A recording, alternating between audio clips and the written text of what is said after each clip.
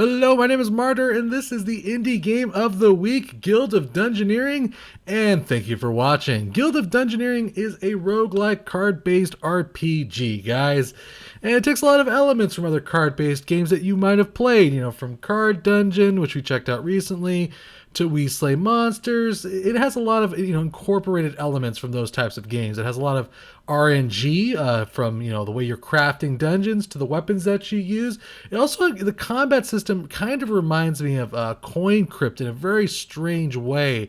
It's very based off of attack, defense, attack type of thing. You'll see what I mean in a bit, guys. But the cool part about Guild of Dungeoneering is that you kind of are setting up the dungeon as you go. In a way, you are in control. You are the dungeon master. It's a very addictive game. The music is great, and it's just a game to kind of just play. It's a great game to play rapidly and come back to later. You can just pick it up and drop it and then pick it up again, guys. Guild of Dungeoneering released on Steam July 2015. It was developed by Gambrinus and published by Versus Evil, which of course should sound familiar. They've been making a name for themselves, publishing such great games such as the Banner Saga and Torrent and other great games whose names currently escape me. You can go ahead and get Guild of Dungeoneering on Steam for $14.99. There's also a $20 version which comes with the soundtrack, which I think is hilarious. Actually, I enjoy the soundtrack, the bard slash minstrel quite a bit.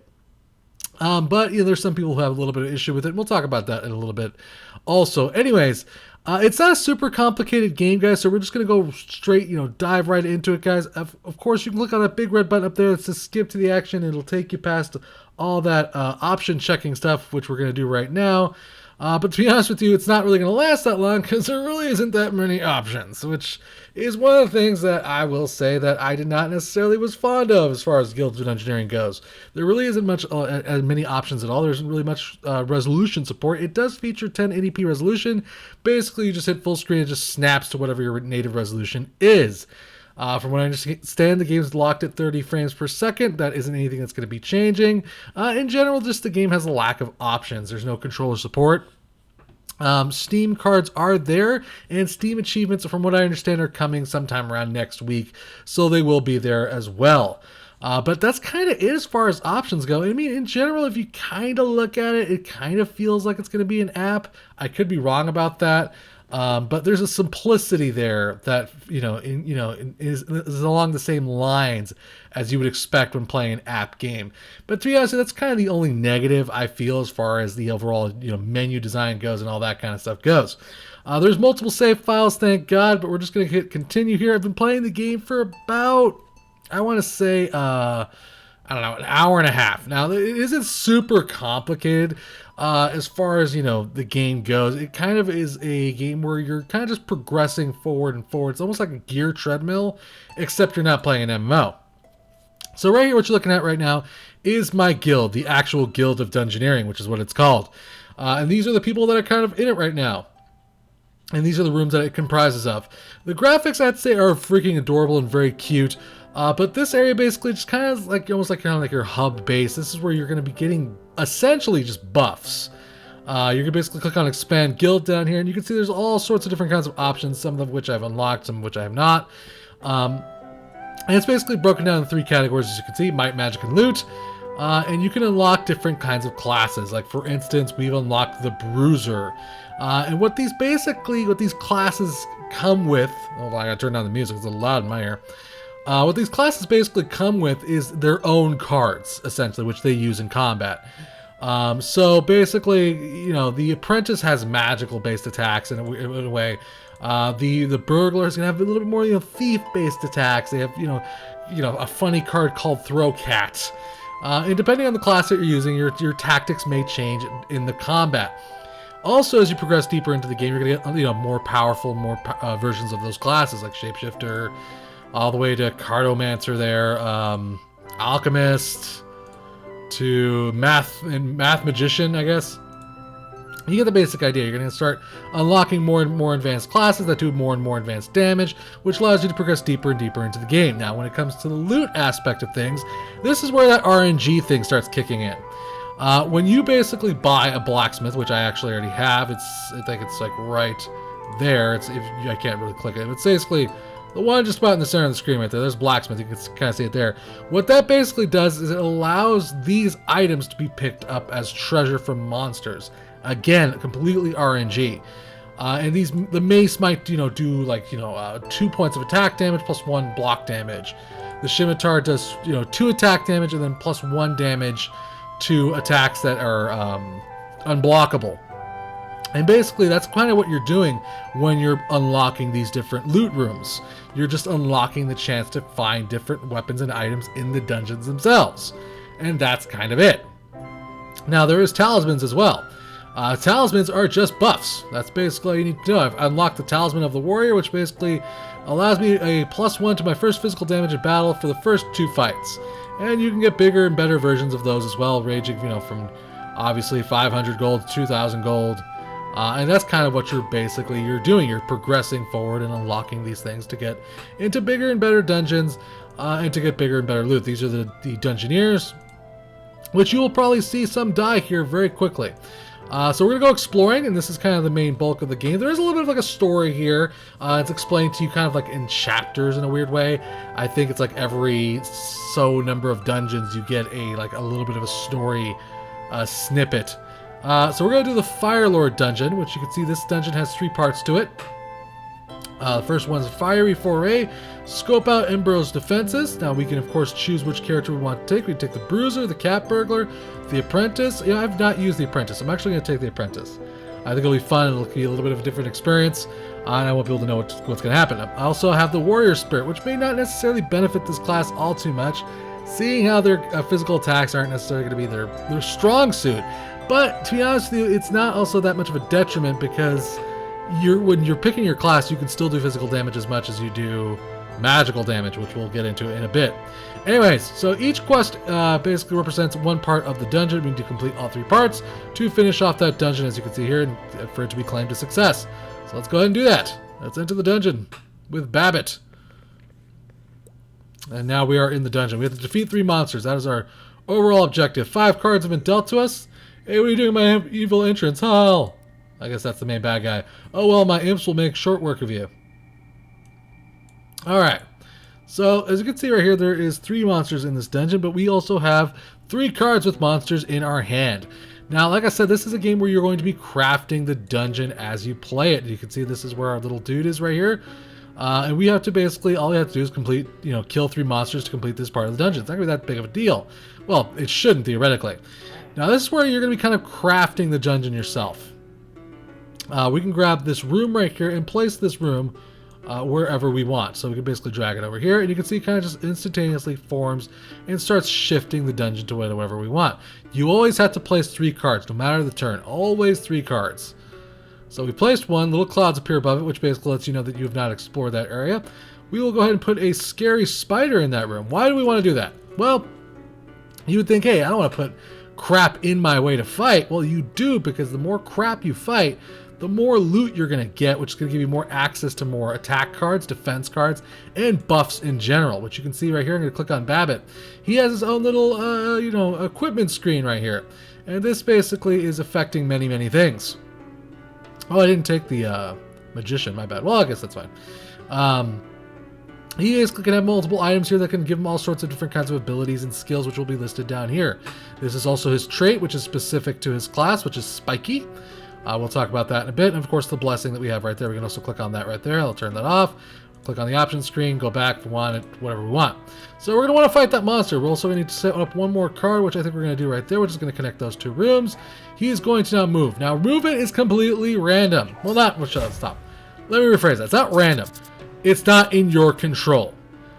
You do not decide where he gets to move. There is a certain algorithm that they've basically placed to decide where characters move. Now, depending on the level of the monster, the treasure, etc., etc., it's going to affect how that character is going to decide to move. He will always, in general, want to move towards things that are his level, or something, a boss monster, or treasure, or something he hasn't explored. There's a lot of ways to predict the movement, but you're never, ever in control of it, which a lot of people got a little pissy about. I noticed a lot of people are like, it's not that big a deal. long as you can kind of keep in mind what you're doing as you're kind of playing the game. Just keep in mind that he's always going to want to head towards something that's near his level. He's always going to want to head towards something that's not explored. And he's always going to want to head towards treasure. And that's as simple as that. So now we're in combat, by the way. And you can see it drew 3 cards for me. Now we're in battle. You can see the number of hit points he has, which is 6. I have 5. Also, it shows our attributes that we have per character. And it shows what card he's going to use, which is Drain, which is going to do 1 magical damage and then heal him for 1 magical damage. I have absolutely no way to defend from that.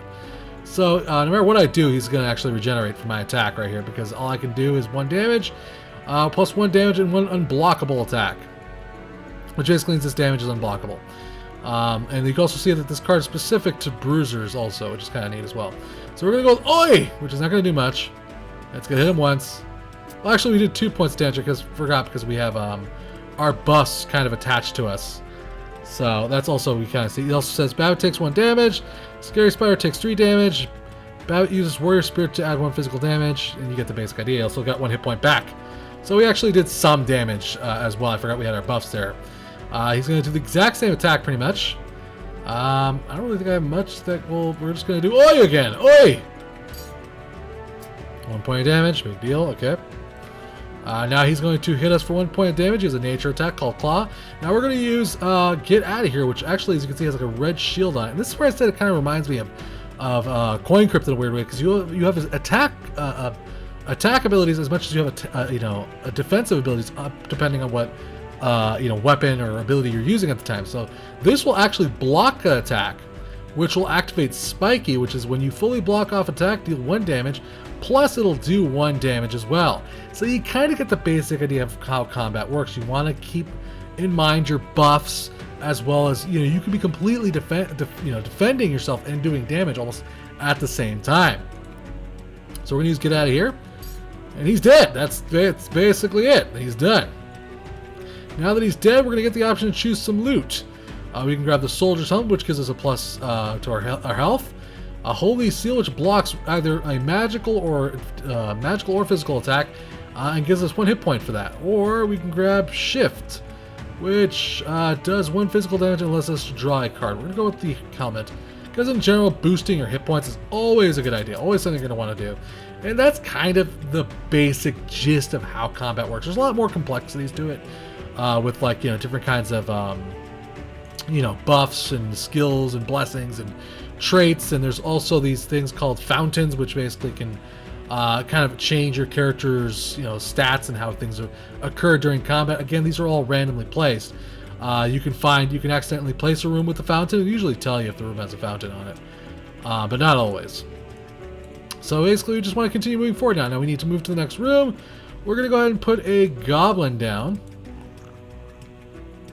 And then we're going to put down this room. I guess we're going to put down, well, I don't want to move. It doesn't really matter, because all we have to do is kill 3 imps, so it doesn't really matter. I'm going to just put down that room. He's going to move towards that monster. Again, because he's always going to be trying to move towards something that's either his level or unexplored or something with treasure, etc., etc. Rarely you're going to see him ever kind of move backwards and kind of screw you over. He's going to do 2 points damage plus negative damage to himself there, so I'm just going to hit him once. He should do a whole bunch of damage to himself right there. That's pretty good for us. Okay, so now he's going to do 2 damage and a damage to himself. We're going to use You Trying Something, and we're going to use our 2 little shield defensive attacks here. That's going to basically negate all his damage.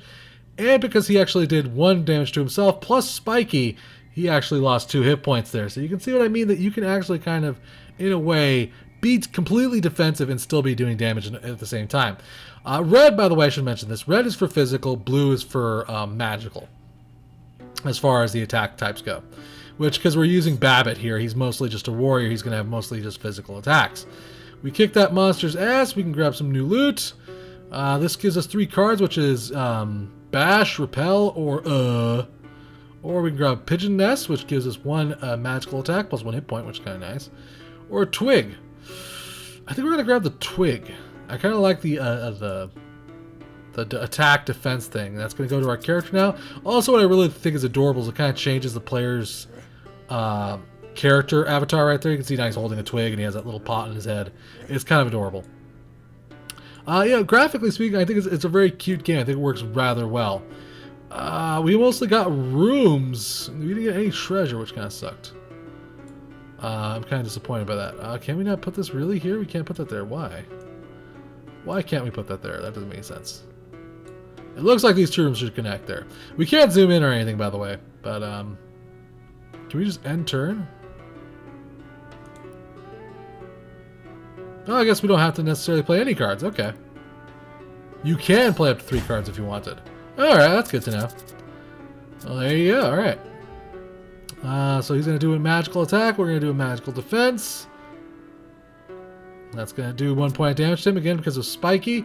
He has Night Owl, which is negative 1 HP if surrounded by 5 tiles. Well, there you go. He's going to go, Apparently he's just a moron. We're just going to punch him in the face. Very good. We got a magical attack coming in towards us. There's really not much we can do about that. So we're just going to use Oi. He did 1 point of damage to us. We did 1 point of damage to him. Again with a magical attack. And, oh, he's actually doing both. He's doing a magical and physical attack. Well, we can actually kind of use this to our advantage. We can use Get Out of Here, or Bash. Block that 1 physical attack, which will do 1 damage to him as well. So he should be dead right here. Or I thought. I guess not. What do I know? I thought that would make sense. It should have made sense. Alright, he should be dead either way here. I think our dungeon is probably complete now. Yes, it is. So when you complete a dungeon, now you get gold. Off is quite a bore, and certainly not becoming. But what we have here next in store will surely have you running. All right, that's the minstrel, the bard, basically, who sings something every time you beat a dungeon, every time you lose, or every time you expand your guild a little bit. The music is something I actually enjoy quite a bit. I think it's very well done. But you know, he does kind of repeat himself sometimes, which I can imagine after playing this game for a very, very long time can get maybe a little bit grating on the ears, but I like it a lot. I think it's very charming, and I think it's very well done. I love the quips. I love the rhyming, as it were. So we got our gold. So we got 361 gold. We can expand our guild here, which I was planning on saving, but I'm going to go ahead and just blow it and just expand my guild here. I'm going to go ahead and grab the theater. We're going to grab the mime. We're going to build it for 50 gold. Again, that appears like a card. We're going to want to place him probably near the mages. Because, you know, mages. Let's go ahead and put the theater. Let's put it there. And immediately when you unlock a new class... Is there anything that's more soul-destroying than having to rhyme all the time? There's only one thing perhaps more annoying, and that would be insufferable mime. I love that. An insufferable mime. Every time you unlock a new class, you instantly get one of those new classes. Now, if one of your characters were to die while exploring a dungeon, you would be he'd be instantly replaced. There really isn't any too much consequences to losing other than the fact that you kind of, well, essentially have to do everything all over again. So we're going to go ahead and do part 2 of that, and then we'll probably go ahead and wrap this up. We're going to go ahead and we'll use the mime. I've never used the mime before. Loot all of Imbro's treasure. Enter the dungeon. This is part 2 of that quest. We can see the dungeons. These are somewhat of the kind of the pre-placed cards. Usually each dungeon is going to have some sort of pre-placed shenanigans going on here, and then we're going to have to find our way to actually get to that. Which is actually guarded by some pretty tough monsters. There's a 3, a 2, and a 2. So we're actually going to go ahead towards this, probably this ghost, just to get things started off and make us a little more powerful. So as you can see right here, Mysterious Fountain is on this particular card, this particular bridge right here. So we'll place it here, and then a fountain will appear, which will be looks like a buff. That's going to give us a fountain of heroism. So we're going to go ahead and place that, and then we're going to go ahead and place a ghost there because we can only move 1 square anyways, and we want to start building up our treasure, our loot. And then I'm going to go ahead and probably say... I'm probably going to say end turn. Yeah, we're going to say end turn. Because that's pretty good right there as it is. So he's going to start looking that direction. Wild panic gesturing. Because he's a mime. He doesn't talk. That's hilarious. I have no idea what his attacks are. Looks like mostly magical attacks. So we're going to want to do 2 magical damage here. That did not really work at all. Well, we have the exact same... oh, copycat. It was successful, clones enemy's next attack. Sure, I want to see what that does. Oh, wow, look at that. Pretty friggin' sweet. We're going to go ahead and do that. We're going to die, though. That's the only problem right here. That's okay, though, because then it'll at least show you what death looks like. Did we win? Oh, no. Oh, yeah, we died. Totally died. Okay, so when you die... Across the land from far This plays. and wide, they come to the guild and want to fight. Sad to see them sliced and diced. Not only once, but twice. And thrice. Immediately we got a new mime, as you can see right here, and that person's name's now been added to the graveyard here, which basically lets you know what they did or how much they got before they died. Again, like I said, there really isn't too much punishment for dying, really. It's just a matter of, well, you wasted your time, essentially. Which it can be frustrating, and there will be times that you will kind of feel cheated, maybe, because of your death, but it's not something that I ever was too upset about. It's game about quick, rapid playthroughs. More than anything like a long campaign. It's just about quick, rapid playthroughs. It's a very, stress-free game. It's just about, having fun and, getting as much treasure as humanly possible. We're going to try that again, though. This time we're going to use a class that we actually know how to friggin' use. We're going to fight this goblin.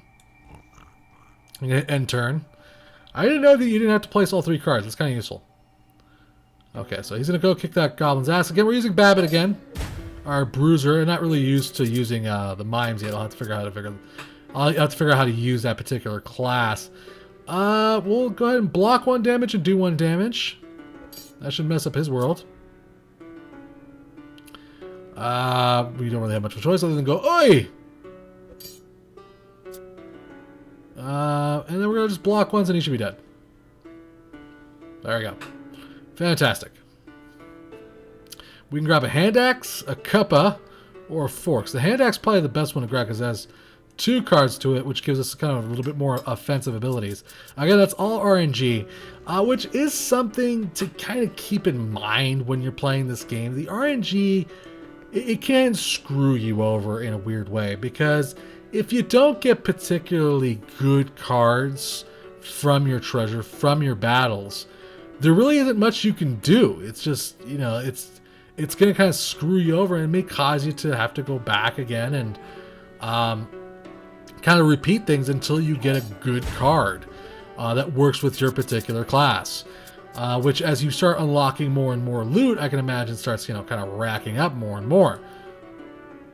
As far as what, cards you're going to get that'll be useful to you. We're going to go ahead and we don't really have much of a choice, so just do that. Okay. So he basically did 1 damage, lost 1 damage. We're going to block his attack, which will do damage to him. There we go. I think we should be okay if we just attack him. There we go. So a lot of magical using attackers here. We got a coif, male coif, which will give us 2 hit points, but also give us 2 cards, which is not great. We could get the scimitar here, which will replace our other card, or we can grab the crossbow, which will also... We're going to grab the coif. Yes, it's a little bit of a risky move, but it gives us 2 hit points, which is pretty friggin' sweet. Plus, we got the treasure in that room. We don't want the club. Maybe the glyph? Oh, no. Well, yeah, we're going to grab the glyph, which is like an offhand weapon. So you can see our inventory is starting to kind of fill up here, everything we have here. I really love the way our characters just kind of changes as we grab loot. I think it's really cute. We finally got a friggin' gold pouch. All right, cool. So we're now going to be able to go grab gold once we defeat that particular monster. We're going to want to set up some sort of a path here towards, heading towards that next treasure chest. We're going to fight this goblin. Let's kick his ass. You can see it's very simplistic. Once you break down the most of it, it's not too difficult. Gonna do some damage there, nothing great. We still got this card, which is not good. We're gonna defend one and hit one.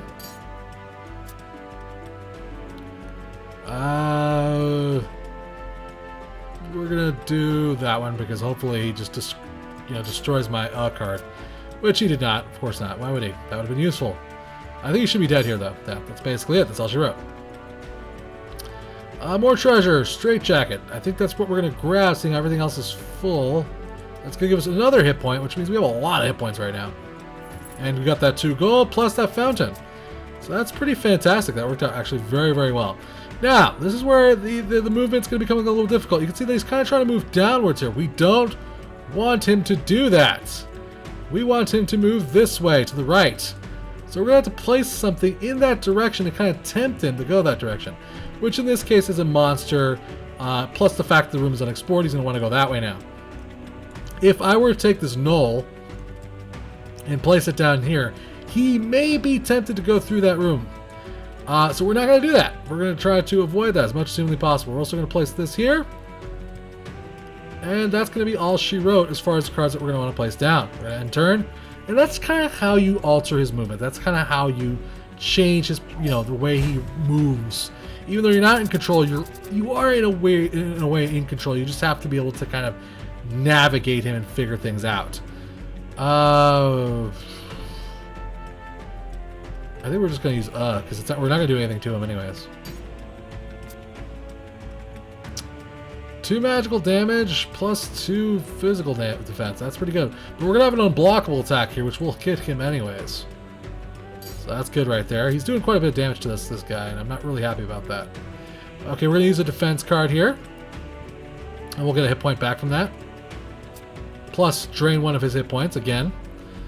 We're going to just go ahead and do Slice. I think so, yeah. Again, because he's a ghost, he has mostly magical attacks, which is kind of friggin' annoying. But that's okay, because he should be dead right here. Fantastic. We're going to get more loot. Slam is pretty good. Cookie Pot's pretty good.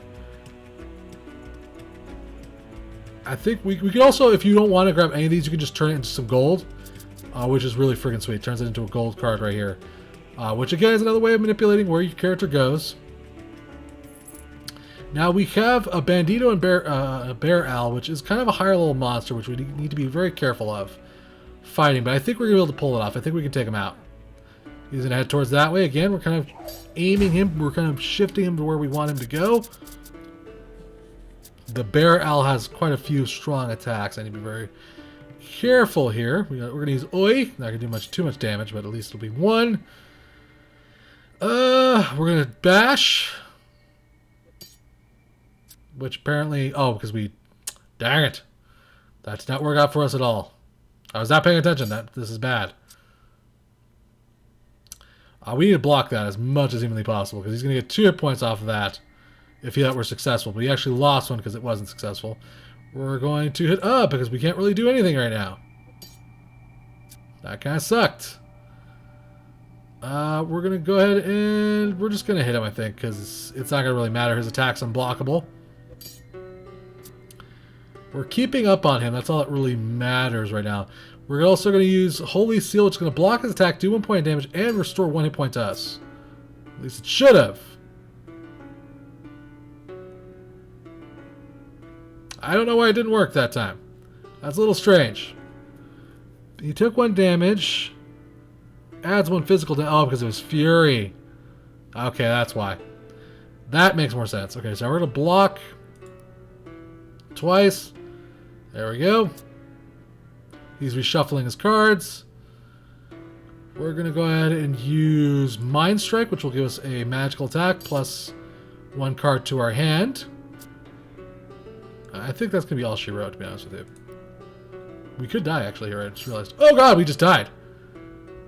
Ah, crap. That was my favorite warrior, too. That sucks. Across the land from far and Yes, wide, yes, they come I to know, the guild minstrel. and want to fight. Yes. Sad to see Yes. them sliced and diced. I know. Not only once, but twice and thrice. Yeah, yes, you can see where that repeating thing kind of comes in, guys. There's also a little trophy room, which lets you see what bosses you've managed to take down, kind of like what you've accomplished up to this point. And all, I think it's a really fun game. It's a very addictive game. Yes, there is some RNG in there that can screw you over. Whenever you have RNG, it's just something that happens when you play this type of game. But again, I think Guild of Dungeoneering is more focused on rapid replayability more than anything else. I think it has a lot of replayability for that matter. I can't really comment as far as the end game goes. I can't really tell you what that's going to be like.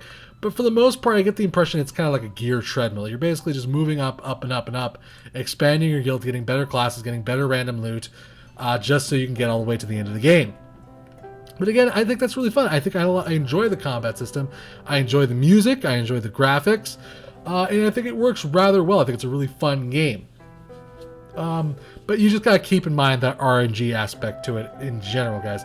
You know, I wish there was maybe just a little bit more to this game, just a little bit more complexity. Like the guild hall, while it is really cool that you get to build it, it doesn't really feel like it has much of a point beyond just, you know, your progression. And I feel like that's kind of like a missed aspect to it. I wish the guild had a little bit more use to it. Maybe like, let me craft some of the items that I'm actually, you know, able to unlock. Let me go in with some predetermined equipment just to kind of, you know, make that RNG aspect to it not the main focus of the game. Or just in general, just give the guild hall more use. The game just needs a little bit more to bite into, you know, than just this. It's still a great game. It's still a really fun game. I just wish there was just a little teeny tiny bit more to do, or, you know, get out of things for that matter. But again, it's a really fun game. Lots of rapid replayability. It's a really enjoyable game. I think it's a really easy to get into type of game. I think just about anyone will enjoy it. Also, you know, some more options would be nice, but it's not a big deal. So I want to say big thanks to the developer and publisher for a chance to check out this game. Thank you for watching. Remember to subscribe and share. I'll keep bringing you awesome indie games, guys. If you really enjoyed this video, maybe consider hitting up my Patreon page. If you're feeling generous of heart, all tips go to improving the channel or future giveaways. Till next time, guys, play more indie games.